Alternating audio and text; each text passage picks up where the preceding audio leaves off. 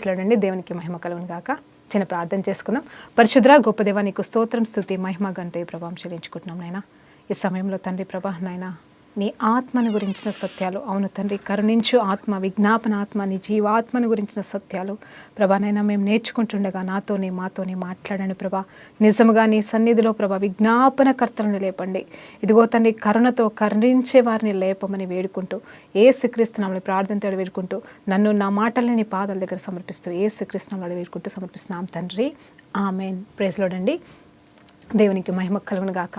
ఈరోజు దేవుడు మనకిస్తున్న వాక్యాంశం ఏంటంటే జకర్యా 12వ అధ్యాయం 1 నుండి 13వ అధ్యాయం 3వ వచనం వరకు ధ్యానిద్దామండి. ఇందులో నేను ఎందుకు ఈ అంశాన్ని తీసుకున్నానంటే how Christians can save others. అవునండి, గత కొన్ని రోజులుగా మీరు నా వాక్యాలన్నీ వింటూ ఉన్నారు. ప్రతి వాక్యంలో కూడా క్రైస్తత్వం ఏంటి, క్రైస్తవులు ఎలా ఉండాలి, క్రైస్తవ మార్పు తప్ప ఇంకా వేరే పని లేదండి. ఇంకా మనకి నేను ఈరోజు ఇక్కడ నిలబడ్డాను అంటే నలుగురిని, కొందరినైనా దేవుని వైపు తిప్పడం, లేదా క్రైస్తవులని సంపూర్ణంగా దేవుని వైపు మార్చడం. ఈ 2 లక్షణాలు తప్ప ఇంకా వేరే లక్షణం లేదండి నాకు. ప్రేమించాలి, ప్రార్థన చేద్దాము, దేవుని సన్నిధిలో గడుపుదాము, దేవుని కోసం జీవిద్దాము, దేవుని లాగా జీవిద్దాము. హల్లెలూయా. మరి how Christians can save others. క్రైస్తవులు ఇతరులను రక్షించేవారిగా ఉన్నారు, ఇతరులని రక్షణలోకి నడిపించేవారిగా ఉన్నారు, ఇతరుల కోసము ప్రయాసపడేవారిగా ఉన్నారు, ఇతరుని కరుణించేవారిగా ఉన్నారు, ఇతరులని దేవుని ప్రేమతో దేవుడి లాగా మరి చూచువారుగా. అవునండి, ఇప్పుడు ఒక దాసుడు ఒక మాట చెప్తారు, ఏంటంటే ప్రభా నా కళ్ళు కాదు నీ కళ్ళనివ్వు, నీ కళ్ళతో నేను చూడాలి అని. నేను కూడా అదే అనుకుంటా ఉండేదాన్ని. ప్రభా నువ్వు వారిని ఏ దృష్టితో చూస్తున్నావో నేను కూడా వారిని అదే దృష్టితో చూసే మనస్సును కృపని నాకు ఇవ్వు. ఎందుకంటే మన దృష్టితో మనం చూస్తే వాళ్ళలో లోపాలు, తప్పులు, పాపాలు మనకు కనిపిస్తూ ఉంటాయి. కాబట్టి మనం వాళ్ళని క్షమించలేము, వారిని ప్రేమించలేము, వారి కోసం ప్రార్థన కూడా చేయలేమండి. నాకు కూడా ఎంతోమంది ప్రార్థన విజ్ఞాపన చేయించుకుంటూ ఉంటారు నా చేత. డైరెక్ట్గా ఫోన్లో అయితే వాళ్ళ ముఖాలు నేను చూడనేమో, కానీ డైరెక్ట్గా తెలిసిన వాళ్ళు మాట్లాడుతూ ఉంటారు. సో వాళ్ళ నిత్య జీవితం నాకు వాళ్ళది ఎట్లా ఉంటుందో నాకు తెలుసు. కాబట్టి అలాంటి వాళ్ళ కోసం ప్రార్థన చేయాలంటే ఒక్కొక్కసారి కోపం వస్తుందండి. నేను చేయను అంటాను, డైరెక్ట్గా నేను చేయను, మీకోసం ప్రార్థన అంటాను. మళ్ళీ అనిపిస్తుంది, ప్రభా సేవకురాలని అలా మాట్లాడకూడదు, వాళ్ళ పట్ల ప్రేమ చూపించాలి, దయ చూపించాలి, మరి నువ్వు నాకు అప్పచెప్పిన బాధ్యత కదా, నేను చేయాలి అని చెప్పేసి మళ్ళీ నేను తగ్గించుకుంటాను, వారికి సారీ చెప్తాను. అట్లా కాదని మరి ఇట్లా ఉండాలా, మరి మా ప్రార్థనలు వ్యర్థమైపోతాయి కదా, మీరు మారాలి, మీరు బాగుండాలి అని చెప్పేసి నేను మాట్లాడుతూ ఉంటానండి. ఇది కేవలం వాళ్ళని బలపరచడానికే, వాళ్ళని ఏదో తృణీకరించే ఉద్దేశం కాదు, కానీ బాధేస్తుంది. పరిశుద్ధాత్మ దేవుడు ఈ సమయంలో ఒక మాట జ్ఞాపకం చేస్తున్నాడు. ఏంటంటే మరి అక్కడ విశ్వాసంతో దేవుడు యేసుప్రభు వారు అద్భుతం చేస్తున్న సమయంలో ఒక సందర్భంలో అతను ఆదివారం పూట మరి అద్భుతం చేస్తాడా చేయడా, ఇక్కడ స్వస్థతనిస్తాడా లేదా అని చెప్పేసి అన్నప్పుడు అక్కడ ఒక మాట అంటాడండి. ఏంటంటే మరి దేవుని బిడ్డల్ని కరుణించడం తప్పైపోతుందా, పాపమైపోతుందా? ఇలాంటి వాళ్ళ కోసమే కదా మరి ఈ పునరుద్ధాన దినం కూడా ఉంది అని చెప్పేసి మాట్లాడుతూ ఉంటాడు. అంటే అప్పటికి పునరుద్ధానం కాలేదు, కానీ మరి అక్కడ వాళ్ళతో మాట్లాడుతూ ఉంటాడు. వాళ్ళు ఎవరైతే వ్యతిరేకిస్తున్నారో వాళ్ళతో అంటూ ఉంటాడు. అప్పుడు దుఃఖిస్తూ బాధపడుతూ మరి దేవుడు వాళ్ళని స్వస్థపరుస్తాడంట. అంటే వీళ్ళ నెగిటివ్ మాటలు బట్టి దుఃఖిస్తూ కోపం వస్తుందంట, దుఃఖం వస్తుందంట, 2 వస్తాయంట ఆయనకి.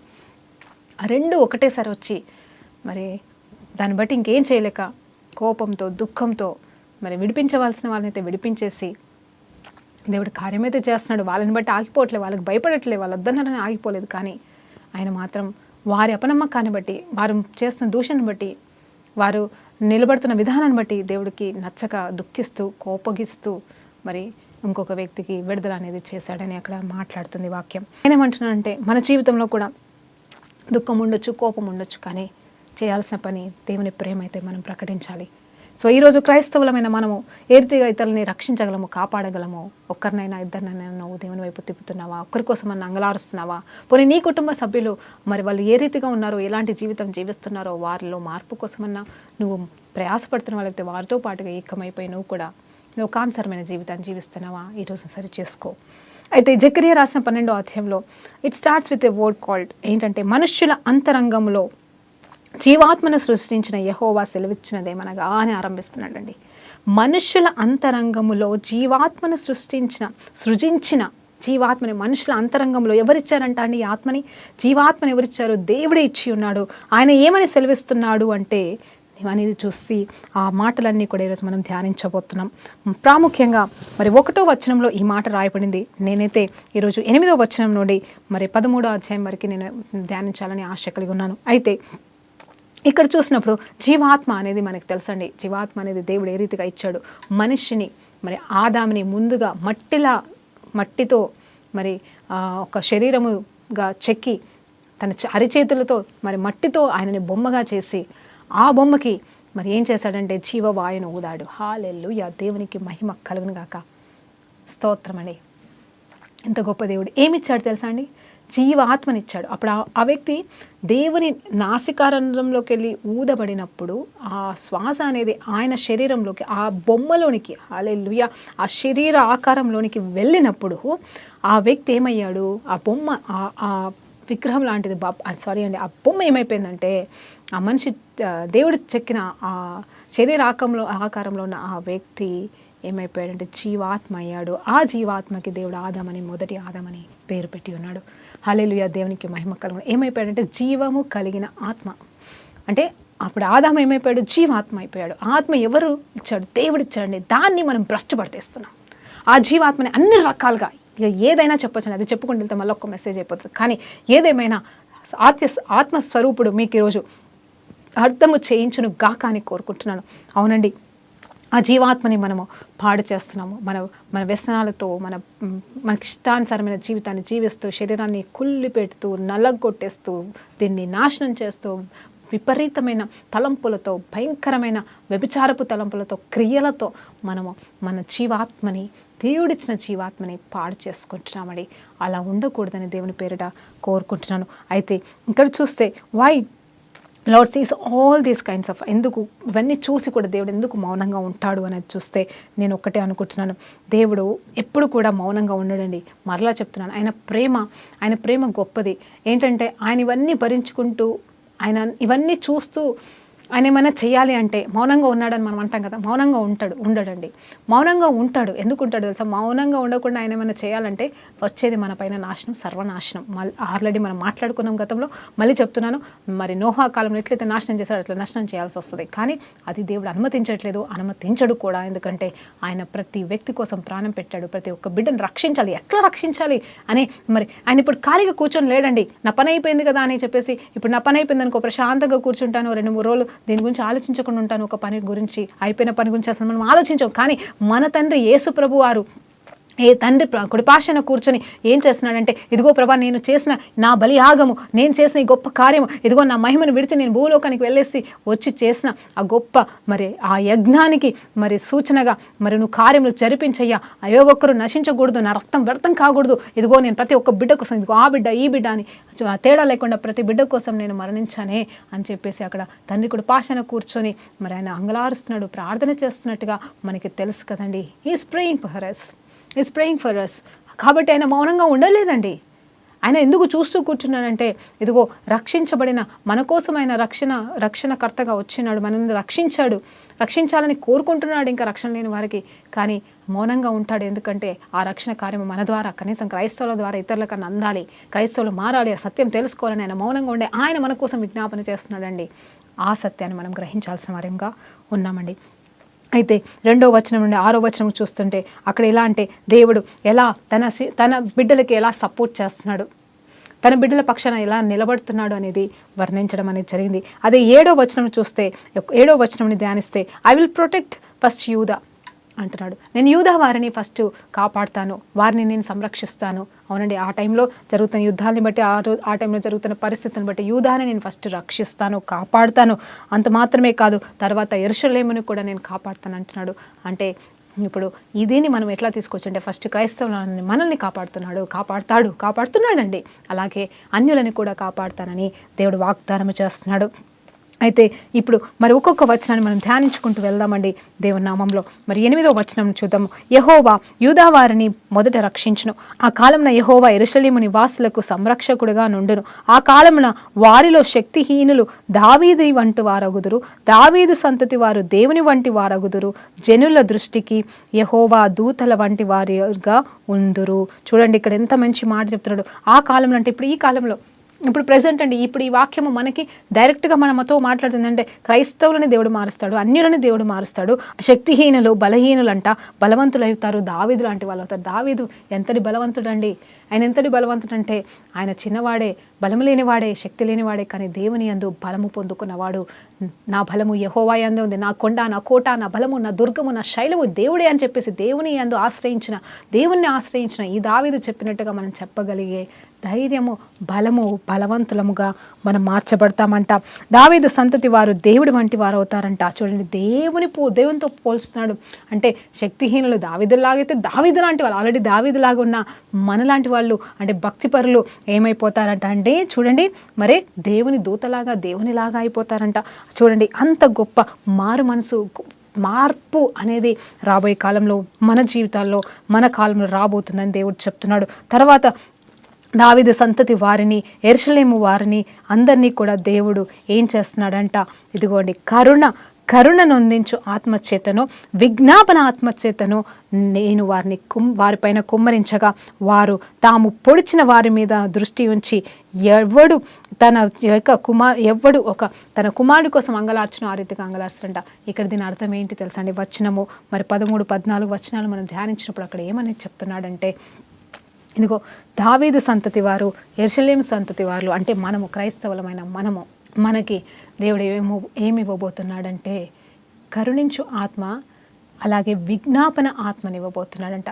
ఇతరుల్ని కరుణించేలాగా, ఇతరుల పట్ల దయ చూపించేలాగా, విజ్ఞాపన, వాళ్ళు నశించిపోతున్నారా అయ్యో అని వారి కోసం అంగలార్చేలాగా ప్రార్థన ఆత్మనిస్తున్నాడంట. అంత మాత్రమే కాదు, మనం వాళ్ళని చూసి అసహించుకోవడం కాదు, వాళ్ళని ద్వేషించుకోవడం కాదు, వీళ్ళు ఇట్లున్నారు అట్లున్నారు అని చెప్పేసి ఇతరుల గురించి మనం మాట్లాడడం ఇంకా ఆపివేసి వాళ్ళ పట్ల కరుణ, దేవుడు ఎట్లాంటి కరుణ చూపిస్తున్నాడో, దేవుడు ఎట్లా వాళ్ళ కోసం పైన పరలోకంలో కూర్చొని విజ్ఞాపన చేస్తున్నాడు, అలాంటి ఆత్మని దేవుడు మన పైన కుమ్మరిచ్చి ఏం చేస్తాడంట, ఇదిగో మనల్ని తిట్టిన వారి సైతం, మనల్ని శిక్షించిన వారిని సైతం, లేదా మనము ఇతరులతో గొడవ పడి ఉంటామేమో గతంలో, ఎట్లా ప్రార్థన చేస్తామంట, ఎట్లా అంటే ఇదిగో తన సొంత బిడ్డల కోసము ప్రార్థన చేసినట్టుగా, తన సొంత మొదటి జ్యేష్ఠ కుమారుడి కోసం ప్రార్థన చేసినట్టుగా, అంగలార్చినట్టుగా, చూడండి అంగలార్చినట్టుగానే ఉంటుంది ఇక్కడ. జ్యేష్ఠ పుత్రుల కోసము విషయమై ఒకడు ప్రలాపించినట్టుగా, అంగలార్చినట్టుగా, అంటే వాళ్ళ మేలు, వాళ్ళ మంచి కోసం, వాళ్ళ కాపుదల కోసం, వాళ్ళ ప్రొటెక్షన్ కోసం, వాళ్ళకి మేలు జరగాలని మనం ఎట్లా ప్రార్థన చేస్తామండి? మన రక్త సంబంధికుల కోసం, మన బిడ్డల కోసం, ఆ రీతిగా ఇతరుల కోసము ప్రార్థించడానికి కావలసిన కరుణతో కూడిన ఆత్మని, విజ్ఞాపన ఆత్మని దేవుడు మన మీద పైన కుమ్మరించాలని ఇష్టపడుతున్నాడు. ఇదిగో ఈ క్షణమే నా మీద కుమ్మరిస్తుండగా మీతో కూడా మాట్లాడుతున్నాడు దేవుడు, మీ పైన కూడా కుమ్మరించును గాక. ఎందుకంటే ఇది మనకి కావాలండి క్రైస్తవులకి.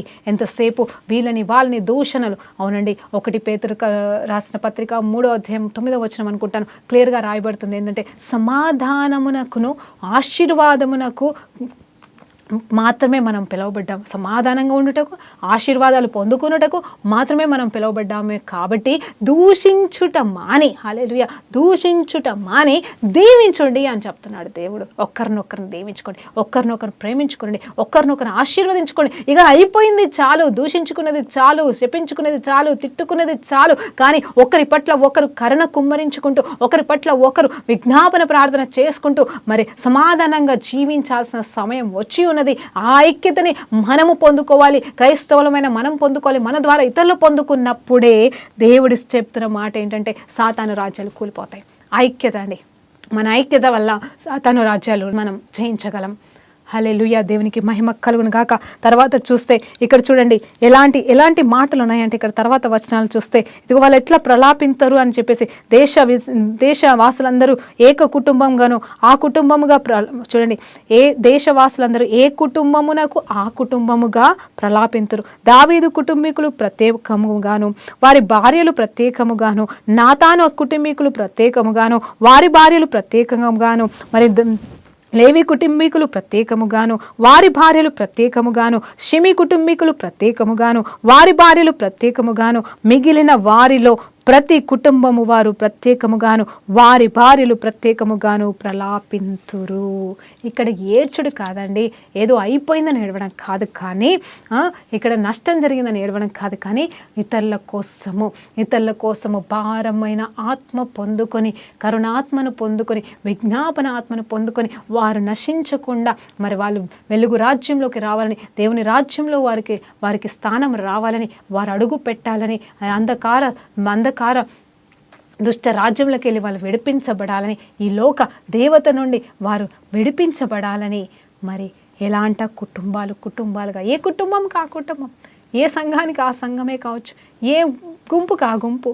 మరి నిజం చెప్పాలంటే కరోనా కాలంలో మరి కాన్ఫరెన్స్ కాల్స్ అని, ప్రేయర్ కాల్స్ అని, గ్రూప్ కాల్స్ అని, మరి అన్ని రకాలుగా స్త్రీలుగానే, పురుషులుగానే, పాస్టర్లుగానే, పాస్టరములుగానే, మరి ఆ రీతిగా ఎవరికి వారుగా తోచినట్టుగా పిల్లలుగా అట్లా మరి నిజంగా ప్రార్థనలు జరిగినాయండి. అందుకోసమే ఈ కరోనాని మనం జయించగలిగామేమో, ఇంత దూరం వచ్చినామేమో, లేకపోతే ఈ పాటికి ఏమైపోయేదో. కానీ దేవుడు నిజమే అలాంటి ఆత్మను మనకిచ్చి ఉన్నాడు, దాన్ని మనం పొడగొట్టుకోకూడదు. ఒకవైపు అలాంటి ఆత్మను పొందుకుని కూడా మరలా మనం కూడా పడిపోయే స్థితిలో ఉంటే ఇంకా మన జీవితాలకు అర్థం లేదు. కాబట్టి దయచేసి దేవుని నామంలో వేడుకుంటున్నాను ఏంటంటే, మనము ఈ ఆత్మను పొడగొట్టుకోకూడదు. ఈ కరుణ చూపించే ఆత్మని, మరి విజ్ఞాపన ఆత్మని మనం ఎట్టి పరిస్థితుల్లో పొడగొట్టుకోకుండా, విశ్వాసులైన మీరు మరి ముఖ్యంగా చెప్తున్నాను, మీకు ఏ సమయంలోనైనా ఈ రెండు ఆత్మలు ఖచ్చితంగా కావాలి. ఎందుకంటే మీరు ఎక్కడికి పోయినను, ఎవరి దగ్గర నిలబడ్డను, మీరు దేవునికి సాక్షులుగా మరి నిలబడాల్సిన వారిగా ఉన్నారు, ఇతరుల కోసం మొరపెట్టే వారిగా ఉన్నారని మరి దేవుని పేరిట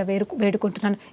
యాజకులు మరి దేవుని సేవకులు కూడా చేయాలి ఈ పని అంతా కూడా. విశ్వాసులు ఎక్కువ చేయగలరని అంటున్నాను. ఎందుకంటే కేవలం సేవకులు మాత్రమే కాదు, ఈ పనిని నిజంగా ఈ కరుణ పొందే ఆత్మ మరి నిజం చెప్పాలంటే, ఎందుకంటే విశ్వాసులు రీచ్ అయినట్టుగా, ఎంతోమందిని రీచ్ అయినట్టుగా సేవకులు రీచ్ కాలేరు. కాబట్టి వారికి ఇంకా వేరే పనులు ఉంటాయి. కాబట్టి విశ్వాసులైన మీరు కేవలం మీకు 4 కుటుంబాలు పరిచయమే ఉంటారు, బయట వాళ్ళు తెలిసిన వాళ్ళు, క్రైస్తవులు తెలిసిన వాళ్ళు ఉంటారు, ఎంతోమంది తెలిసిన వాళ్ళు ఉంటారు, పని చోట్ల కావచ్చు, మరి ఇళ్లల్లో కావచ్చు, ఎక్కడ ఉన్నానో మీరు వారి కోసము ఇలాంటి ఆత్మచేత ప్రార్థన విజ్ఞాపన చేస్తున్నప్పుడు దేవుడు వారిని దేవుని వైపు తిప్పడానికి మిమ్మల్ని వాడుకుంటాడండి. మీరు ఇవాంజలిస్ట్గా మరి ఒక స్వార్థికులుగా లేవనెత్తబడ్డానికి ఇది ఒక అంశం అని నేను చెప్తున్నాను. మీరు మామూలుగా మీ కుటుంబం కోసం మాత్రమే కాదు, కుటుంబాలుగా మీ కుటుంబం కలిసి మీ పక్కనున్న కుటుంబాల కోసం ప్రార్థన చేయండి. అది దేవుడు కోరుకుంటున్నాడు. ఆ తర్వాత జరిగేది ఏంటంటే, ఆ దినము చూడండి, అలా మనము చేస్తున్నప్పుడు, అలా మనం చేస్తుండగా దేవుడిచ్చే దీవెన చూడండి. ఆ దినమున పాపమును అపవిత్రతను సంహరించుటకై దావీదు సంతతి వారి కొరకును యెరూషలేము నివాసుల కొరకును ఊట ఒకటి తీయబడును. చూడండి, ఈ రీతిగా మనము పూనుకొని ఏక మనసుతో ఏకాత్మ చేత మనం ఇలాంటి పనులు చేయడం ఆరంభించినప్పుడు, దేవుని కోసము, దేవుని రాజ్య విస్తరణ నిమిత్తము దేవుని రాజ్యము కట్టాలని ప్రయాసపడినప్పుడంట ఏమి జరుగుతుందంటే, ఇదిగో పాపమును అపవిత్రాత్మను తీసివేయడానికి దావీదు సంతతి నుండి దేవాది దేవుడు ఒక ఊటని తీయాలనుకుంటున్నాడు. ఇక్కడ చూస్తే పాత నిబంధన ప్రకారంగా చూస్తే యేసు ప్రభు అనే ఊటనే కావచ్చు. ఇప్పుడు మనమే ఊటలంగా ఉన్నాము దేవునికి. ఎందుకంటే జీవజల నది అనేది మన ద్వారా ఉబుకోబోతుంది. ఆ ఊట అనేది మన ద్వారా ఇతరుల జీవితాలకి ప్రవహించబోతుంది. కాబట్టి ఆ ఊట మనం అలా ప్రార్థన చేసి వాళ్ళని పలకరించినప్పుడు అద్భుతమైన రీతిగా మన సాక్ష్య జీవితం వారిని ప్రభావితం చేసి, మనం వారి కోసం చేస్తున్న రహస్య ప్రార్థన మరి అది ఏమవుతుంది అంటే, మరి ప్రార్థన రహస్యంగా చేస్తూ మరి వారికి తెలిసేలాగా సువార్త అందజేస్తున్నప్పుడు మనలోకి వెళ్ళి వస్తున్న జీవపు ఊట వారిలోకి వెళ్ళి వారు పొడగొట్టుకున్న దేవుని జీవాత్మని వారు కూడా తిరిగి పొందుకుంటారు. వారు కూడా అబ్రహాము సంతానంగా మార్చబడతారు. యేసు ప్రభు రక్తం చేత కడగబడతారు. వారు కూడా పరలోక వారసులుగా మరి నీతి రాజ్యంలోకి అడుగుపెట్టడానికి మనము మార్గము చూపిన వారం అవుతాము. ఇలాంటి గొప్ప ధన్యత, ఇలాంటి ఒక జాబ్ని, అలాంటి ఒక పరిచర్యని మనం ఎందుకు తీసుకోకూడదు అని ఈరోజు మరి క్రైస్తవులకి సవాల్ ఇస్తున్నానని. అవును, how Christians can save the world. మీరు ఆలోచన చేయండి, మన లోకంలో ఎంత ఉంది పాపులేషన్ అంటే చాలా భయంకరంగా ఉంది. భారతదేశంలో పాపులేషన్ అయితే 1,30,00,000 చాలా రోజులు అంటున్నారు. అది 30 కాస్త 40 50 ఇంకా కరెక్ట్గా తెలియదు మనకి. కానీ నేనేమంటున్నానంటే, ఇంతమందిని రీచ్ అవ్వడం కొన్ని వేల పాస్టర్లకి సరిపోదు, కానీ లక్షల ప్రార్థనా పరులు మనకు కావాలి, మనలాంటి వారు కావాలి. మీలో ఈ దేశాన్ని దేవుని సొత్తు చేయడానికి ఉపవాస ప్రార్థనలు సరిపోవు. అంత మాత్రమే కాదు, కేవలం మనం ఎక్కడి వారం అక్కడే ఉండి ప్రార్థన చేస్తే సరిపోదు. ఎస్, ప్రార్థన వల్ల కార్యాలు జరుగుతాయి, దేవుడు కార్యాలు జరిపిస్తాడు, ప్రార్థనే విజయం మనకి. కానీ క్రియలు చేసేవారు కూడా కావాలి, వాళ్ళ వైపు తిప్పేవారిని కూడా కావాలి. అందుకోసమే నేను ఈరోజు బిలీవర్స్తో ప్రత్యేకంగా ఈ మాట చెప్పాలనుకుంటున్నాను. దేవునికి మహిమ కలుగును గాక. ఆ ఊట మన ద్వారా వచ్చును. అది వచ్చినప్పుడు ఏమవుతుందంటే, ఇదే సైన్యములకు అధిపతి యెహోవా వాక్కు ఏమని అంటే, ఇలాంటి ఊటలు మన ద్వారా వచ్చినప్పుడు, మనం ఇతరులకి దీవెనకరంగా ఉన్నప్పుడు, ఇతరులు మన ద్వారా దీవించబడి రక్షణలోకి వచ్చినప్పుడు ఏమి జరుగుతుందో తెలుసా అండి? ఇదే సైన్యములకు అధిపతి యెహోవా వాక్కు, ఆ దినమున విగ్రహములు, చూడండి, ఆ దినమున విగ్రహముల పేర్లు ఇక మీదట జ్ఞాపకము ఉండకుండా దేశములో నుండి నేను వాటిని కొట్టివేతును. చూడండి, ఇంకేముందండి, వాళ్ళందరూ కూడా రక్షణలోకి వచ్చేస్తారు. వాళ్ళకు కూడా నిజమైన దేవుడు ఎవరో తెలుస్తుంది. తెలిసిన వెంటనే మరి ఇంకా మనం అయ్యో ఈ విగ్రహాలను తీసేయి ప్రభువా అని ప్రార్థన చేస్తూనే ఉన్నాం కదా సంవత్సరాల నుండి. ఇంకెంతకాలము ప్రభు అని అల్లాడుతున్నావా? ఇది ఒక సమయం రాబోతుందంట. ఈ సమయం వచ్చినప్పుడు ఏమవుతుందంటే, ఇదిగో ఆ దినమున విగ్రహముల పేర్లు అవేవి కూడా మరి జ్ఞాపకం ఉండకుండా వాటన్నింటినీ కూడా నిర్మూలము చేయవలసిన సమయము ఆసన్నమవుతుంది. అవి అన్నీ కూడా కొట్టివేయబడును అని చెప్తున్నాడు. మరియు ప్రవక్తలను, అపవిత్ర ఆత్మలను దేశంలో లేకుండా చేసేదనంట. చూడండి, ఇదే కదండి మన భారతదేశానికి నిజముగా కావాల్సింది. అబద్ధ బోధలు, అబద్ధ ప్రవచనాలు మనకి వద్దు, ఇంకా అబద్ధ ప్రవక్తలు మనకు వద్దు.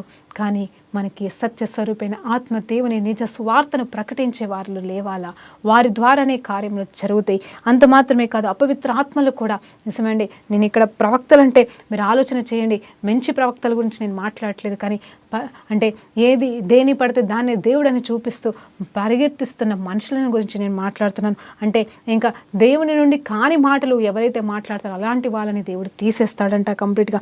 అలాంటి ప్రవచనాలు అలాంటివి ఉండవంట. కానీ అంటే అది బైబుల్ పరమైన గురించి నేను చెప్పట్లేదండి, లోకానికి సంబంధమైన వాటి గురించి నేను చెప్తాను. అది జాతకాలే కావచ్చు, లేకపోతే what ever you can write, అవి ఏమన్నా నువ్వు అనుకొని వాటిని గురించి నేను చెప్పాలనుకుంటున్నాను. అంత మాత్రమే కాదు, అపవిత్రమైనవి ఏవి కూడా దేశంలో లేకుండా దేవుడు చేయబోతున్నాడు, చేస్తాడు, చేతును అని చెప్తున్నాడు. ఇది ఎవరు చెప్తున్నారు?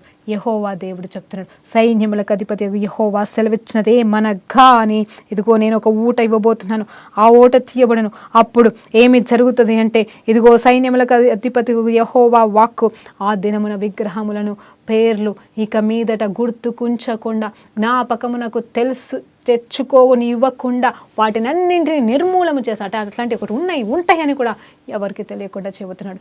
నాకు తెలియదు రెండో రాకడకి ముందే ఇది జరుగుతుందా, రెండో రాకడ అయిపోయిన తర్వాత ఇక్కడ మాట్లాడుతున్నాడా జకరియా ద్వారా నాకు తెలియదు. కానీ నాకు అర్థమవుతుందంటే, మనము ఈ భారతదేశంలోనే కావచ్చు, మనము విశ్వాసమైన మనము క్రైస్తవులమైన మనము దేవుడిస్తున్న ఈ కరుణ కుమరించే ఆత్మ, అలాగే ఈ విజ్ఞాపన ఆత్మని మనం పొందుకొని ప్రార్థన చేసినప్పుడు ఖచ్చితంగా ఇవన్నీ మన ద్వారా జరుగును.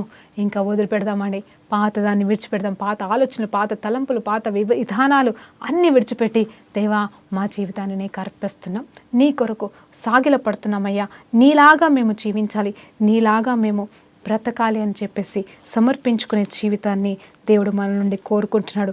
కాబట్టి అలాంటి ఆత్మతో కూడిన మరి జీవితాన్ని మనము ఈ రోజు నుండి కోరుకుందాం, నిత్యము కోరుకుందాం, ఎల్లవేళలా కోరుకుందాం. దేవునికి సమస్త మహిమ ఘనత ప్రభావాలు చెందునుగాక. అంత మాత్రమే కాదు, ఈరోజు ప్రత్యేకంగా మీతో ఒక మాట చెప్పాలనుకుంటున్నాను. అది ఏంటి అంటే, మన జీవితంలో మరి ఈ నెనివే పట్టణం గురించి మనకు బాగా తెలుసు కదండి. నెనివే పట్టణం గురించి కూడా ఆలోచన చేద్దాం. నేను ఊరికే ఆలోచించేసాను. నెనివే పట్టణానికి యోనా అనే ప్రవక్త వెళ్ళినప్పుడు అక్కడ జరిగిన సంఘటన ఏంటంటే అతన్ని వెళ్ళి వెంటనే ఒక మాట చెప్తాడండి. ఇదిగో మిమ్మల్ని మీ పాపాన్ని బట్టి దేవాది దేవుడు మిమ్మల్ని నిర్మూలం చేయబోతున్నాడు, నాశనం చేయబోతున్నాడు అని చెప్పడానికి వెళ్ళినప్పుడు, అవును యోనా అయితే తప్పు చేశాడు, లేట్ చేశాడు. కానీ ఎప్పుడైతే వెళ్ళి చెప్పాడో, చాప కడుపులోకి వెళ్ళి బయటకు వచ్చిన తర్వాత ఎప్పుడైతే వెళ్ళి చెప్పాడో, వాళ్ళు విన్న దినమునే యాక్చువల్గా ఏంటంటే, ఇదిగో 40 దినములలో మీకు మరి మిమ్మల్ని నాశనం చేయబోతున్నాడని అక్కడ ప్రవక్త చెప్తాడు. అక్కడ ఆయన ఎన్ని రోజులు చెప్తాడు తెలుసని, ఒక దినము ప్రయాణం అంతటిలో కూడా తిరిగి చెప్తాడంట. తిరిగి చెప్పినప్పుడు జరిగినది ఏంటి తెలుసా అండి?